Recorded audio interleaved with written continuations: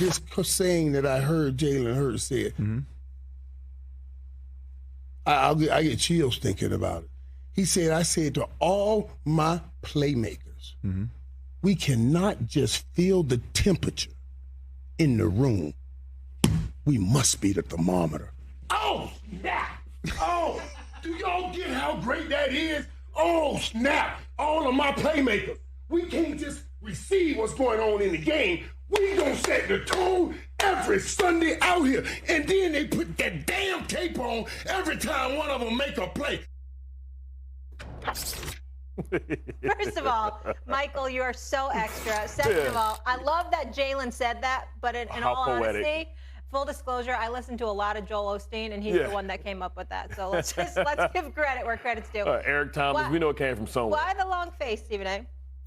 Because Michael Irvin is ridiculous. You know, I mean, it's like, first of all, I've been on Rich Eisen's show. He's a friend. His wife, I've known her for over 25 years. She's a wonderful woman, okay? I've been in his studio, not just on the phone, but in his studio. There's no one there but about two other people with Rich Eisen. There's no reason for all of that. There's no crowd. There's not a bunch of Cowboy fans everywhere. There is absolutely, positively no reason for Michael Irvin to be acting like that. And then you got to check it out. It's always after they won a damn game. Now, this is a Super Bowl champion 3 times over, a Hall of Famer. And this dude get excited when they win, when they 2-1. This is who he is now. And it's just, it's sad. It's really very, very sad. You know it's bad when I got to tell you to calm down. You know it's bad when I got to tell you to calm down. That's Michael Irvin. Oh, wait, we love him. I gotta say one thing, though, Stephen A. I mean, I know it was against my Giants, and it's like act like you've been there before. Yeah. But that was an epic rant by him that he had on our show Monday. Well, that's fine. That's fine. Special. Michael's like everybody's favorite uncle. Yeah, but check this out. That's fine, Molly, if you're just a fan. He's a Super Bowl champion that all of a sudden has lowered his standards precipitously just because it's the Cowboys. Yeah. Anybody else, he'd be telling you about, well, it's a good game. They played well, and they just got to continue to do this, but they'll be fine. But with the Cowboys, I mean, just throw the parade now because Michael Irvin said so. Shut up. You know what I'm saying? I should have taken, you know what? He lost a bet to me last year. You know what my bet was? If I had lost, I had to clean, I had to put on an apron and clean his crib, Bart. That was our bet. No, he lost, and I couldn't find him for 3 months. I couldn't find him for 3 months. Then the season start up again. He talking like last year didn't happen. See, this is the problem. But here's the good news. We know where this is going to end. We know how this thing ends. Exactly. We know exactly how it's going to end. Okay. Let me ask you this. I'll start with you, Bart. Which quarterback do you think will be the best in the NFC this season? I mean, listen, on the best team or the best player is two different things. I think Aaron Rodgers is the best quarterback. I don't think anybody in the NFC has passed him or will pass him this year. Yes, you appreciate what Jalen Hurts is doing, but, you know, that's really a product of a great roster, arguably maybe the best roster in football. But I think Aaron Rodgers, until Jalen Hurts or somebody unseat him in the postseason, I know we can go with Matthew Stafford, but Matthew Stafford's going through some injuries. I think they full over there. So I'm going to stay with Aaron until somebody takes the title. Like Stephen A. says, he's a bad man. He's going to be a bad man, but he's just going to be a bad man without a ring. I tell you this, man, for this particular instance, and in no way, let me make sure nobody accuses me of being ultra blasphemous, because in no way is Jalen Hurts in the same class as Aaron Rodgers. Aaron Rodgers is just that dude. As far as I'm concerned, the greatest talent at the quarterback position I've ever witnessed, okay, because of not just the skill set, but the longevity that comes with it. I still would go with Jalen Hurts right now for this season because of the team he has around him. Aaron Rodgers' defense is one thing, the offense is another. Sammy Watkins and Randall Cobb and these brothers, God bless them, they can still ball. I'm not throwing any shade on them, but they ain't Devontae Adams. And they're not even themselves when they were younger, as none of us are. And so I look at it from that perspective, and the rookies that he's got to get in line and make sure that, you know, they ingratiate themselves with the system and what have you. I just don't see Aaron Rodgers being able to throw the football the way that he customarily is used to because of the weapons that he no longer has. You're going to run the ball effectively. You'll make the terrific pass here and there because that's what Aaron Rodgers does. But they ain't going to be open. They ain't going to get open the way that a Devontae Adams would do and then Jordy Nelson was in his prime years ago. That's not going to happen. But Jalen Hurts, who does he have? He has Devontae Smith.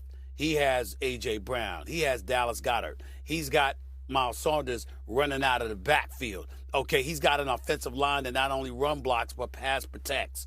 And I take all of those things into consideration, Bart. And it's not about Aaron Rodgers against Jalen Hurts. It's about the fact that you need the pieces around you to be able to do what they're capable of doing. And I think that the people around Jalen Hurts has far more capabilities on the offensive side of the ball for the Philadelphia Eagles than the people on the offensive side of the ball for the. I know in my career, I went over there, yo, this dude ain't good. Take his helmet. Right? We've been there as players. We've all had that player that's dinged, that kind of go under the radar, go underneath the radar, and you go tell the medical, say, hey, man, go take his helmet. That dude, he done. He done. We've been there, Swagoo. And, like, it's the agents and the parents, because ultimately they're the only ones who are going to care about you after football, unless the agent's trying to get the bag. Bart, I get all of that, and I understand it, and I'm not disagreeing with you. All right? Like, the point of this conversation and what you're saying and the points you and Stephen A are bringing up are poignant. They make all the sense in the world to normal thinking people that have looked at this situation, thought about it, and you guys have so very well articulated a lot of nuance and a lot of levels and a lot of streams to what could have transpired. But I'll say this, I'll give an example. Do you think every drunk driver that's ever hit somebody that they've been around somebody that didn't say don't get behind the wheel? I'm sure in a lot of these situations, a lot of those folks were told, or a lot of those folks it was screamed at them, don't do that, don't drive, don't do it. And we still see this happen time and time again. My point is, I'm putting the onus on the person that didn't take away the keys. That is the Miami Dolphins. That is those doctors. That is the people within that organization from ownership down that have the ability to take the keys away, take the car away. So guess what happens when you do that? Nothing. You can't do anything. So I get that Tua Perez should have said something between Sunday and Thursday, as I'm sure they checked on him. I'm sure they asked him how he was feeling. But I'm also sure that they were trusting these doctors and the people that were in position that he was fine, even though we agree that we don't think he was. The people that have the ability to take the keys away. That's why I said, for Mike McDaniels, which I believe the pressure is egregious, to your point, Stephen A., because Mike McDaniel, I would believe, has the authority to take the keys away. I would think that Stephen Ross, the owner of the Miami Dolphins, have the authority to take the keys away. The team doctor has the authority to take the keys away. The independent person that's there to do the test has the ability to take the keys away. Bart, because we know that, and because we know that a lot of these organizations don't care, or if they care, they do what's in the best interest of them, and they gonna push guys forward regardless of this. And we're not just talking about head injuries. We got guys trying to come back weeks and months earlier from other things that transpire. I just don't want, and like, again, let me reiterate between what you and Stephen A are saying. It is not wrong.